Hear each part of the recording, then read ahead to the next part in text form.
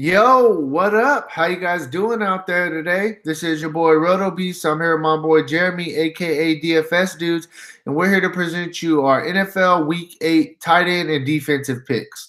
If you're new to this channel, please make sure and click the subscribe button below. This week I'll watch all of our NBA, NFL, and MLB videos. And if you haven't already, go check out our new website at dfscheatsheet.com. We have all the tools to help you compete with the pros day in and day out, including a complete optimizer, tons of content, very, very accurate cash game lineups that have been on fire. So make sure and check out the website, dfscheatsheet.com.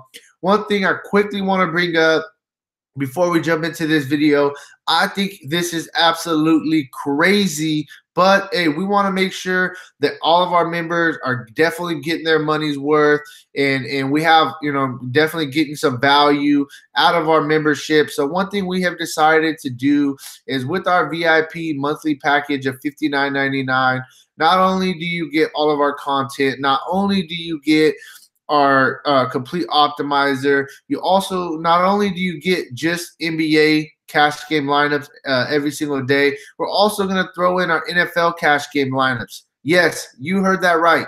One price, $59.99 for our VIP membership. You get full access to our optimizer, plus you get our NBA and NFL cash game lineups all under one roof. I think this is the absolute steal. I think we're crazy for doing it, but hey, we're doing it for you guys. So make sure and check out the site, dfscheatsheet.com. And how you doing out there, Jeremy? What's up, man? NFL mode now. Got some good picks for these guys who are watching this. Let's get into it. Yeah, definitely. So, I'll just jump into the tight end position first, and I'll get it started. I'm going right back to the well on a guy that I've played pretty much 3 straight weeks, and I'm going to do it again this week. It's going to be David Njoku for the Cleveland Browns. The Browns offense isn't very good, and I understand that. But one thing that we do know about the Cleveland Browns offense is Baker Mayfield feels comfortable throwing it to 2 people and 2 people only. It's David Njoku and it's Jarvis Landry. Those are his 2 main targets. Last week he only got 6 targets. Caught 4 of them for 52 yards and a touchdown. But, 13 fantasy points definitely did the job for us. The 2 previous weeks, he got 12 and 10 targets. So the targets are actually trending up. And I expect him to get, right around 9 targets this game, going against the Steelers, whose defense hasn't really showed us that they're very good, especially against the pass. Against the run, they're a little bit better, but against the pass, they're ranked 27th in the league. So I like Njoku in this spot. I'm going to go right back to the well at a $5,700 price tag. I think it's very fair for your cash games. So Njoku is going to be my first pick. And one thing I will say is he's starting to get more red zone targets. 2 touchdowns in the past 2 games. Mayfield's really starting to look for him. He's starting to look like the clear-cut red zone option for him. The guy is just an absolute monster. He's humongous. So I love Njoku in this spot against the Steelers at 5,700. I like it. For all the reasons you listed below, I'll add one more reason to like it. The Steelers are giving up the 3rd most points to tight ends, so it's another reason to like it. Tight ends have been a popular target against the Steelers this year so far. So with that, I'll hop into my first guy. I'm going to Kelsey, man. I don't mind the price. I don't mind paying up. There's a few tight ends in the NFL that they're like a wide receiver. This dude Mahomes he's spreading the ball to everybody in that offense. He's getting everybody involved. Kelsey's a huge part of it. 563 receiving yards so far this year, 38 receptions so far this year, 60 targets. And he's got 3 receiving touchdowns. So he's having a really big year with Mahomes so far. Look, he's playing the Denver Broncos. Kelsey has had monster games against the Denver Broncos. You just look back, October 1st, 12 targets, 7 receptions, 78 yards, and a touchdown. Go back to last year, 1 game, 10 targets, 7 receptions, 133 yards, a touchdown. 2016 in 2 games, 27 targets, 19 receptions, 261 yards receiving and a touchdown. He likes to play the Denver Broncos defense. We have targeted tight ends against the Denver Broncos defense early this year. Hell, we even targeted a no-name in Seattle against the Denver Broncos defense this year. So Right. I like Kelsey. To me, he's the best player at this position that's available. He's playing a team he gets up to play for in an offense that's explosive with everybody involved. I'm going to Travis Kelsey. Yeah, I mean, he's one of the obvious plays on the slate, especially if you're looking for a floor and you have the money to pay up. I mean, I don't see why you wouldn't. You know, you best tight end in the league right now. I think he's between him and Ertz. I think those are the top two guys. I think that Grunk actually fell kind of below those guys, production wise and just what's really going on. So between Kels and Ertz, best two tight ends. I love the pick to get your tight end, pick started this week. So the next guy that I'm going to go with, it's a guy, he's slowly but surely getting more involved every single week. It's going to be Jimmy Graham for the Packers. I really like Jimmy Graham, and I feel like he's really starting to build a rapport with Aaron Rodgers, and it doesn't hurt that he has, top two, quarterback in the league throwing him the ball. One thing I will mention is this week, Cobb may be back, Allison may be back. So that could take a target or two away from Graham. I mean, the past 2 weeks, he's got 9 and 10 targets. But I don't think it's really going to hurt him too much, especially if Aaron Rodgers is liking him. He will figure out ways to get guys their catches. We've seen that, perfect example with Adams. He likes Adams. So even, very beginning of the seasons when they had Cobb, they had Allison, they still had Jimmy Graham. He was still figuring out ways to get him the ball. And I think it's going to be the same way with Jimmy Graham. I'm not going to say he's going to get 9 or 10 targets, but I could definitely see 7 or 8 targets for 85 yards with the possibility of a touchdown. I like him. And this sounds a little bit crazy to me, but I think he gives us a okay floor. I'm not going to say it's going to be a monster cash game floor, but I definitely think that he gives us a decent floor with Aaron Rodgers as his quarterback. So, yeah, I mean, I like Jimmy Graham. He's going to be my second tight end pick of the week. Look, they're playing the Rams, and no matter who they have available this week, the quick passing game from Aaron Rodgers is going to be what has to work for them if they're going to score points. So I get taking him. I don't think it matters this week as far as who's playing and who's not, because the tight end is going to be a key piece to the offense when they move the football this week. Yeah, Rams have struggled a little bit against tight ends as well this year. That's one of the spots that they're a little bit more weaker on is guarding, tight ends right over the middle. So, I mean, it's a good matchup for Jimmy Graham as well. Like I said, I'm really feeling him. I definitely think he's starting to really build, good chemistry with Aaron Rodgers. The thing I like about it is if you look at sacks against, right, Green Bay has given up the 9th most sacks. You have 21 sacks already. So Aaron Rodgers is under duress, and he's got to get rid of the football quick. And your tight end is a guy who you help do that with. Right. And he's a monster too. Dude's humongous. So. Yeah. Yeah, definitely. I mean, like I said, I think he's going to get, some more red zone targets. He's probably going to end up this year with, I would probably say, 6 or 7 touchdowns. He only has 1 right now. He's going to get a couple more touchdowns. He's a monster in the red zone. We've seen it when he was with the Saints. So who you got for us at the tight end spot? I'm going to keep it at the top of the pay scale here, and I'm going to go with Kittle. Kittle was a popular player early in the year, and he really didn't deliver. He had a game where he was really popular against Detroit, and he only came through with 2 receptions. But since then, really, 5 has been his floor as far as receptions go.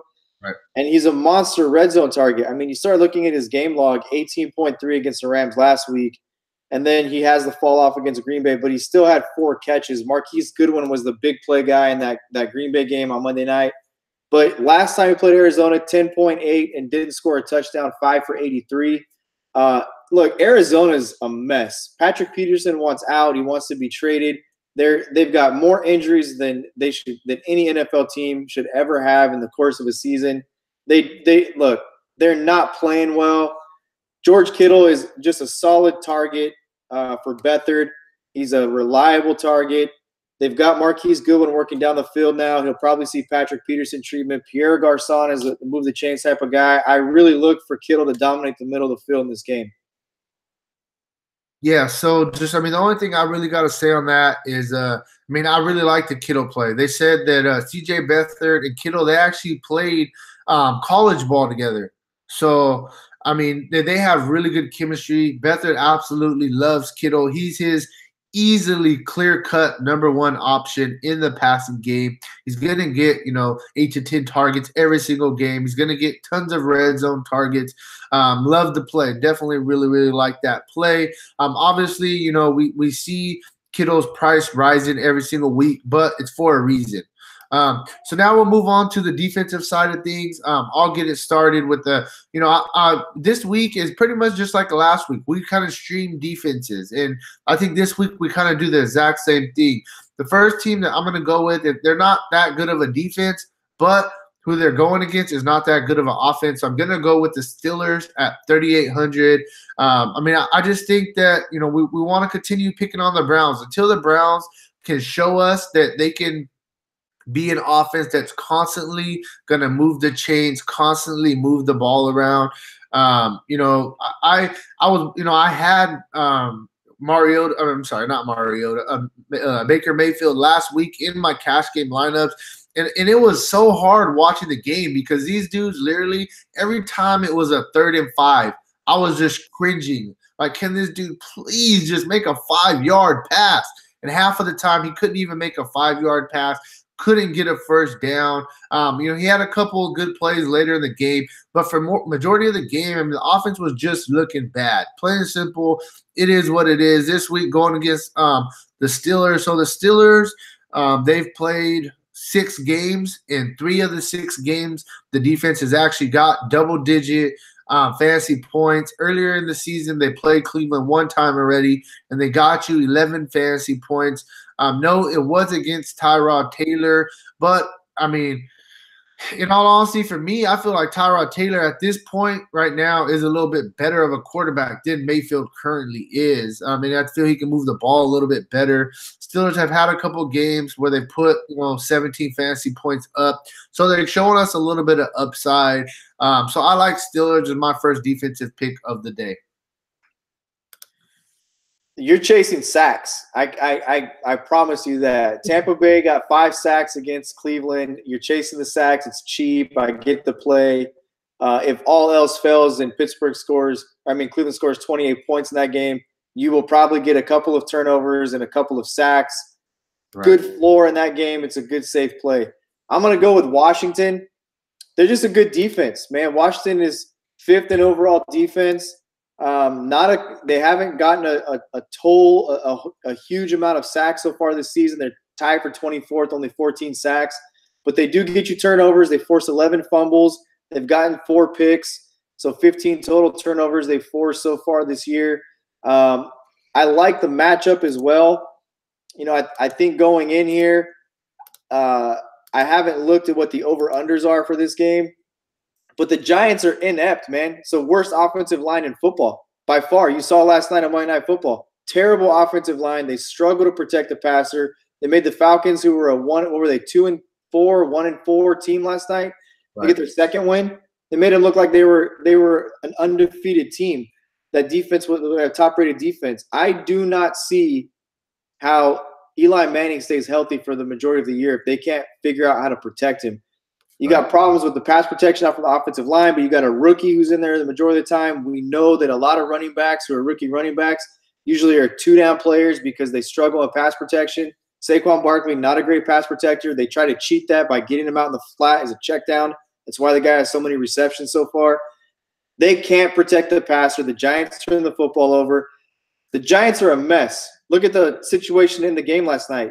Terrible time management. They try and sneak Eli Manning in twice with 38 seconds left, really just screw up their onside kick opportunity. Short week for the Giants coming back. I'm taking Washington $4,100. Yeah, no, I definitely think that Washington is a great call. The Giants are just absolutely horrendous. They got, one good player, and it's crazy because I can't believe that I'm saying this, but in my eyes right now, they got one good player in Saquon Barkley. I'm not even including Odell Beckham because as many struggles as, Eli's been having and all that stuff, I feel like Odell is not doing anything to help the quarterback. You know what I mean? That's just kind of where I'm at with him. I'm kind of over Odell this season. I'm not really going to play him very much at all. Saquon is really going to be the only guy I'm going to look at really week in and week out on that Giant side of things. And it's funny, bro. Right before you mentioned the Washington Redskins as your first defense, we actually had a member in our live chat that asked, hey, what do you guys think about Washington? And sure enough, you came right with it. Hey, there you go, Mike. Hey, we love the Redskins this week against the Giants. So for my final defense, it's going to be a defense that I played last week, and I'm going to go back to the well. It's going to be the Baltimore Ravens. The Ravens, their numbers may not show it, but in my opinion, they're very close to a top 5 defense in the league. Their thing is people are very good at throwing the ball against them, but people can't rush the ball against the Baltimore Ravens because they have a really, really good front seven. Their secondary is what's a little bit struggling on the season. So now they're getting a matchup with the Carolina Panthers. What is the Carolina Panthers' strength?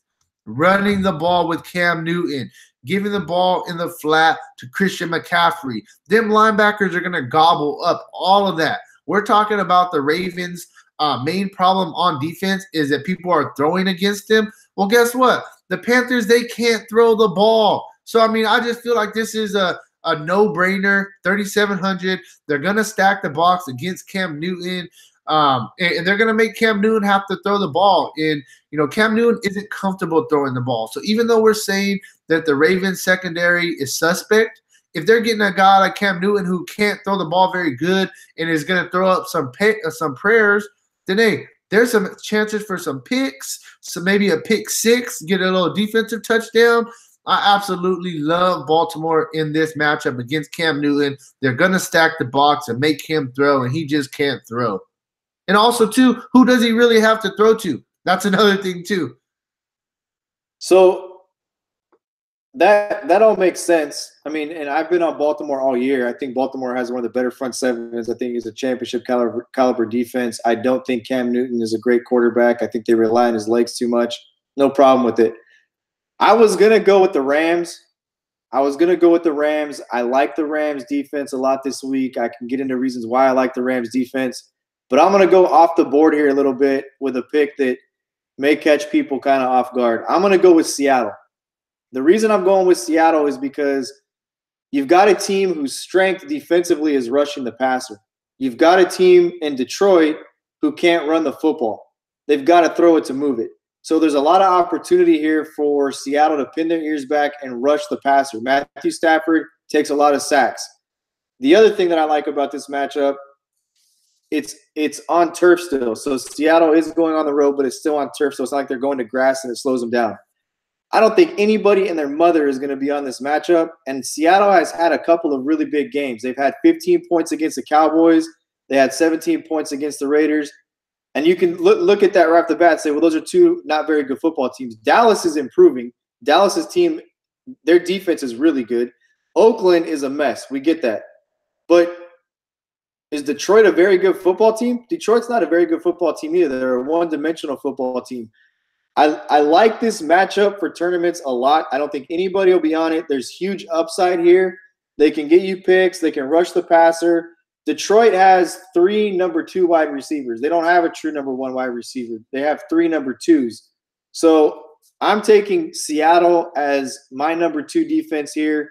Like I said, I was going to go with the Rams, but that's just too easy of a pick for me. So I'm going to go with Seattle. I will have exposure to Seattle this week in tournaments. Yeah, so that's kind of like a wild card pick for me. Rams are not somebody that I'm looking at this week, to be honest, defensive-wise.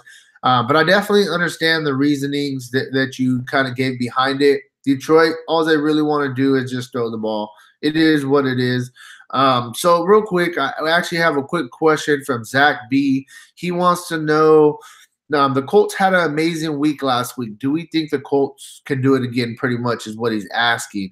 So for me, just really quick, the Colts honestly are not a very good defense. I mean, you can look at what they've done this season besides last game against Buffalo, who Buffalo is pretty much the worst team in the league by far. They got a guy that's starting that, been working at a supermarket for the past couple of years pretty much is the way I look at it.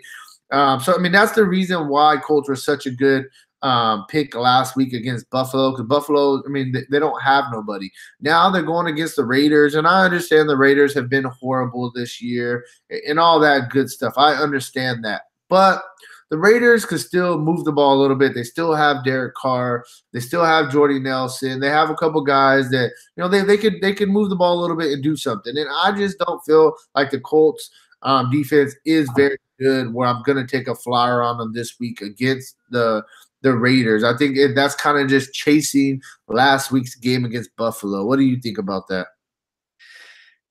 I look at what they gave up, right? So if you start looking at what they've given up, they gave up 34 points to Cincinnati and a loss.